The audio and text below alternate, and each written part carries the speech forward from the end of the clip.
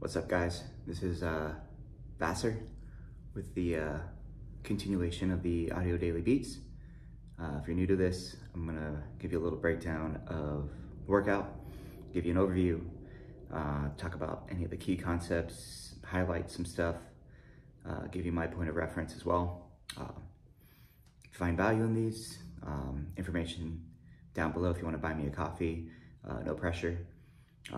And I'm always, looking for feedback. Doing this one in my garage gym right now, just because my wife and kiddo are out in the living room right now. So this workout is going to be Thursday, September 5th. This is also going to be repeated on Saturday, September 21st. For most people, that's probably going to be when they're running dry try, so just be aware of that. It's going to be a power strength day. So treads, rower, power, strength on the floor. It's also a run row in the 2G. Let's dive into it. So yeah, key concepts. We got run row. You have 2 blocks. It's all about work and active recovery. Block 1, you're gonna work hard on the treads, recover on the rower. Block 2, it's the inverse. So work on the row, recover on the treads. On the floor, it's 2 blocks, low reps, lots of rest. Grab heavy dumbbells. For class setup, you need bench, you need the dumbbells out. So just be aware of that. With the setup for this one, of course, you have the tread cards, but it's going to be pretty simple. When they're on the treadmills, they're completing 0.2 distance. When they're on the rower, it's 200 meters. That does not change. How they attack those distances will be different block to block. So as far as the overview goes, specific for the tread rower, on the daily beat, they say, 2 run row blocks. It's all about work and active recovery. In block 1, you'll work hard on the treads, actively recover on the rower. In block 2, it's flipped. Work hard on the rower, actively recover on the treads. So in block 1, they're gonna start in a push, and then they bump it up into an all out. Total distance they'll complete is 0.2, joggers, runners, so halfway, 0.1 push, 0.1 all out. Power walkers are gonna cut that distance in half, so they'll do a 0.05 push, 6% or greater, 0.05 all out, 10% or greater. Bikes and striders, if they are using the old M3 bike, they have a total distance of 0.8, so 0.4 push, 0.4 all out. The old strider is 0.6, so they're gonna do 0.3 push and then 0.3 all out. New bike, new strider, probably also that 0.3, 0.3. Just the way they round everything, so be aware of that.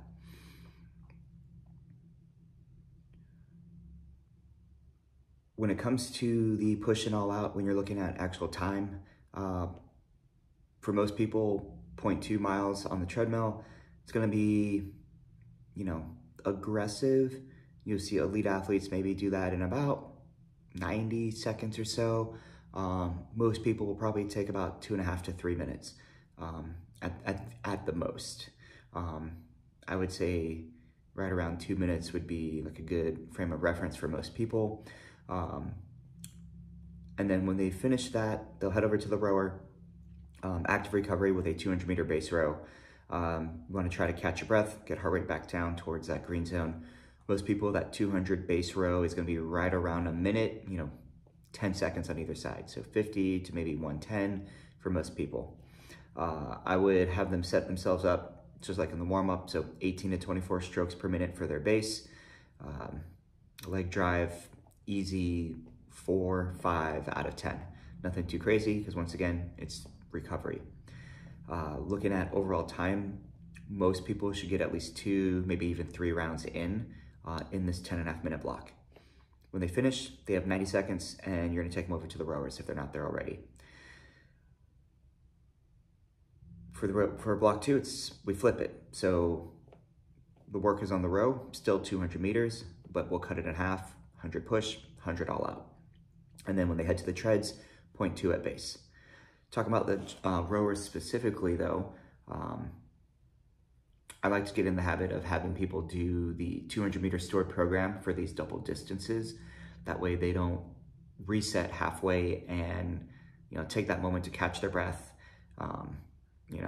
get in there, tap on the screen, all that. They use that 200, they go from the push right into their all out to make the most out of it.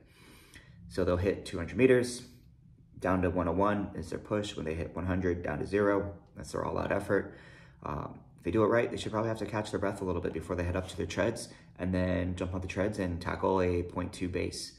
Power walkers, of course, it's gonna be 0.1 with their base incline.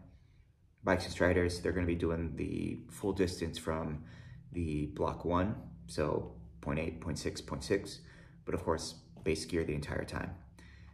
For most people, this is probably gonna take them, I would anywhere from about the same time domain. So I would say 90 seconds, probably closer to 2.5 to 3 minutes for most people. A 0.2 base at 6 miles an hour is gonna take 2 minutes. So people with a lower base than that, they'll probably be there 2.5 to 3. And they're gonna repeat this. They have an 11-minute block for this one, so definitely be able to get around the same number of rounds within those 10 minutes. The final minute is an all out at their current station. So wherever they happen to be, 60 seconds, max effort. If you're the type of person who likes to give members the choice, I would probably give them the heads up, right around 9:30, saying, hey, in 30 seconds, we're tackling that all out, get to the station that you want to be at for that all out. Nothing stands out as far as this block, but it's a true make with what you got style workout for the people. It's gonna be self-paced, so their push is gonna be adjustable, their all out's gonna be adjustable. Since the goal is subjectively work hard on the tread, actively recover on the rower. And then in the second block, it's the opposite. Work hard on the rower, actively recover on the tread. Working hard, actively recover, that's very subjective. So people's pushes and all outs could adjust round to round, even from block to block, and how they feel. So this is a good one to definitely get some touch points in with people when they're on the rowers, get down knee level, get beside them, get in front of their rower, help them set up with, good form for the base row, but also when it comes to their push and all out, how can we see that change in intensity, whether it's, more leg drive, a higher stroke rate, maybe a combination of both to allow watts to increase, split time to drop.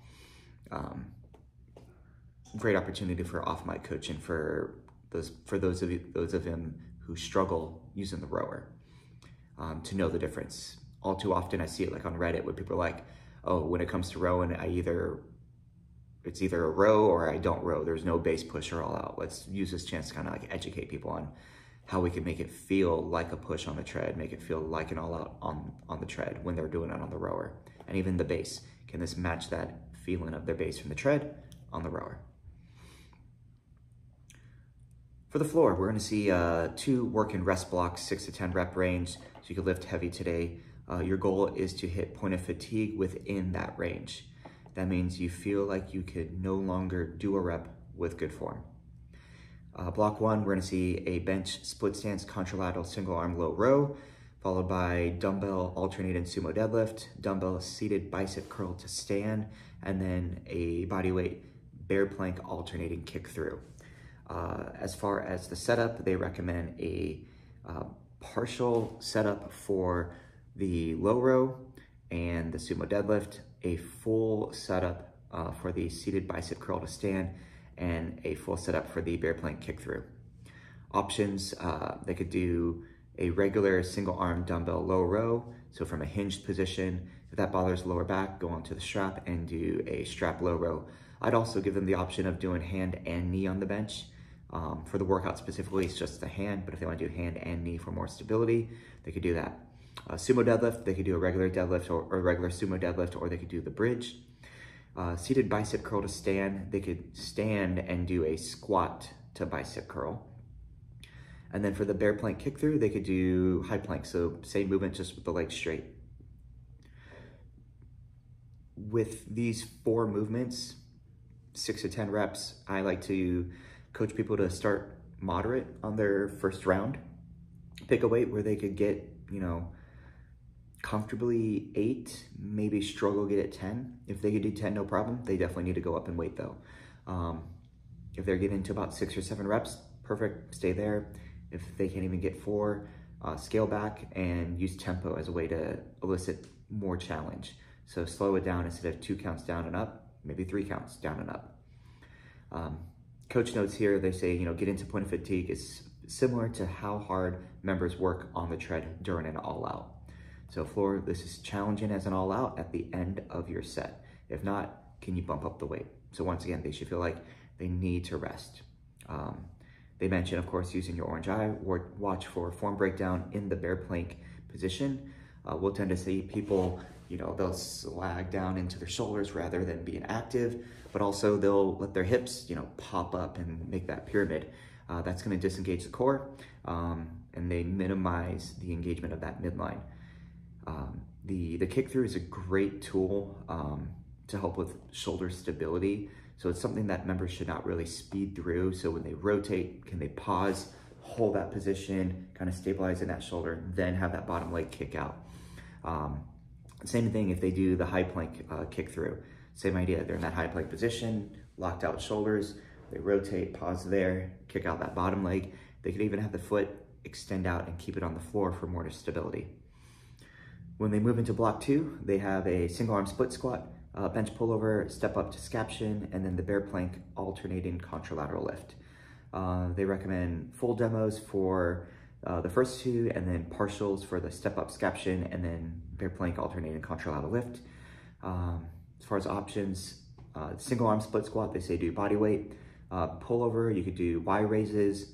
You could also do strap low rows, because that pullover, obviously tackling lats and rhomboids, a little bit of tricep. So if they're doing low rows, they're gonna get the rhomboids and lats from that as well. Step up scaption, they could take out the step ups, they could do just the scaptions, they could focus on the bent arm lateral raise to get the upper body work.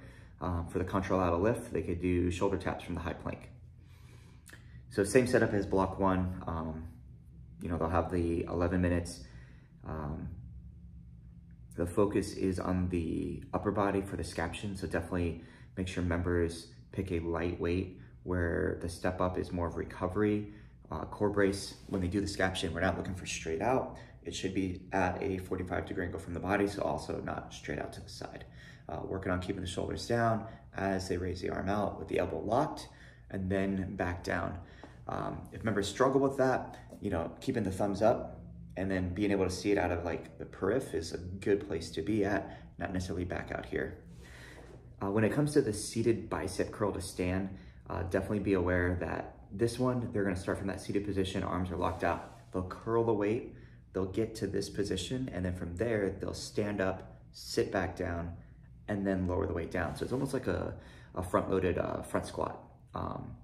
So curl the weight, get to that position like a front squat, stand up, all the way back down. Limiting factor on that one, of course, will be the biceps. So they'll probably, curl it pretty tough. They'll stand up, no problem, sit back down, and then lower it back down. That is one of the choices of the finisher, the seated bicep curl to stand. The other one is the step up to scaption. And then for that one, of course, they are split up the reps. They'll do 30 seconds on one side, 30 seconds on the other with the step up portion itself. Pretty simple 2G format there. When it comes to the 3G, we're gonna see for this one, it's a regular 3G class, so no tread cards, no rowing cards. On the treadmill itself, they'll have 2 blocks, 6.5 minutes each, 90-second recovery in between. Sit-ups are gonna be very similar. Push, all out, walk recoveries. They'll have 3 rounds in both blocks. In block 1, the goal is to increase the push and then maintain their all out. In block 2, the opposite, can they maintain push and increase all out? So they are going to close the gap in block 1, and then they'll widen the gap again in block 2. Walk recoveries are a minute each. They'll start with 90-second push, 30-second all out, 1-minute walk recovery, and then the push will decrease by 30 seconds on round 2 and round 3. Knowing that they're gonna increase their push, they could start with like a more conservative end push, maybe 1 to 1.5 over their base. Power walkers, right at 6%. Recommendation is to go up 1% every push. So the 1 minute is at 7% for power walkers, and then the 30-second is at 8%. Joggers, runners, start at 1. Next round, can they go 1.2, 1.3, and then again on the next one. On block 2, it's gonna be 75 push, and then 45 all out. Walk recovery, still a minute, and then both things do decrease. So 1 minute push, 30 all out, 45 push, 15-second all out. So that minute 15 push, I would probably just have members repeat somewhere around what they did for that 1 minute push, knowing that the all out on the other side is a little bit longer, but they could use that to kind of set up their next 2 all outs, because once again, they are looking to increase the intensity there, whether it's more incline power walkers and of course more speed joggers, runners. For bikes and striders, it's really about gear manipulation as they maintain watts and their RPMs. Maintain their RPMs and increase their watts with their gear manipulation. So first push, maybe it's 3, and then they're all out 6 gears over base, and then they do 4 and 6, 5 and 6 for block 1. And then block 2, maybe they go back down 3 gears, 6 gears, 3, 7, 3, 8, something like that. Ideally, they should feel like they need more of that walk recovery, especially if you see people like jumping right back to base. Those increases to all outs, they should need more walk recoveries on the other end. When it comes to the rower section, work and rest here as well. They are going to increase their distances in block 1 and then decrease their distances in block 2. So in block 1, they'll start with a 50-meter all-out row. So there's no stored program for that one on the OT Connect tablet, so be aware of that. After each all-out, they should need to rest. And then they're gonna do the in and out hops, which are like the jumping jacks of just the feet, and then the foot exchange. So 1 foot to front, 1 foot to back. They jump and switch. Every switch is 1 for 10 total. Catch their breath after that. Increase their distance by 50. So 50, 100, 150, 200, 250. Those are gonna be their 5 rounds. Once they finish those 5 rounds, row until time is called. If they truly take rest after the row and after those 2 movements,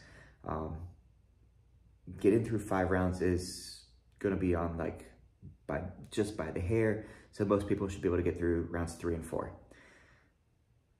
Block 2, opposite's gonna happen. They're gonna start with the longest row, 250, and decrease by 50 meters. And we're gonna actually combine those 2 bodyweight movements into 1. So they'll start with 2 in and outs, 1, 2, and then 4 foot exchanges. So 1, 2, 3, 4. That's 1. They'll do 5 of those. So that's a movement where if you're doing a 3G, definitely practice a couple times before you demo to the members. That way you don't look silly, because that's what ends up happening to me. I'm always looking at the whiteboard going, it's this, yeah. And then I trip over my feet because I have no coordination. I cannot dance. So definitely practice it beforehand so you don't make a fool of yourself. They want to do the row and the movement, then take a rest. Just like before, they'll get through 5 rounds if they can. They'll probably get through at least 2, 3 rounds. The likelihood of them getting to that 4th and 5th round is probably low. Finisher, they have the choice of 15-second all-out row or either of the bodyweight movements for 15 seconds. When it comes to the weight floor, they're going to be completing 5 of the movements that we saw on the 2G. So they have the low row, this alternated sumo deadlift, single arm split squat, bench pullover, and then the seated bicep curl to stand. And that is also what they're going to do for the finisher. And they're only doing that for the final 15. So they're taking away all of the specific core movements with the bear plank stuff. But keep in mind, all these exercises, if you do it right, they all use the core. Whether it's, stabilization or, minimal lateral flexion, extension, as well as rotational stuff. So if people are doing it right, like core should be lit up between these 5 movements as they work on minimizing flexion extension, try not to rotate, and protecting the lower back. That's it. Thursday, September 5th, Saturday, September 21st. 2G is gonna be fun with the tread cards, so definitely have those out. 3G, no tread cards, just make sure you have a good whiteboard. Make sure the movements make sense when you demo them and the rep counts.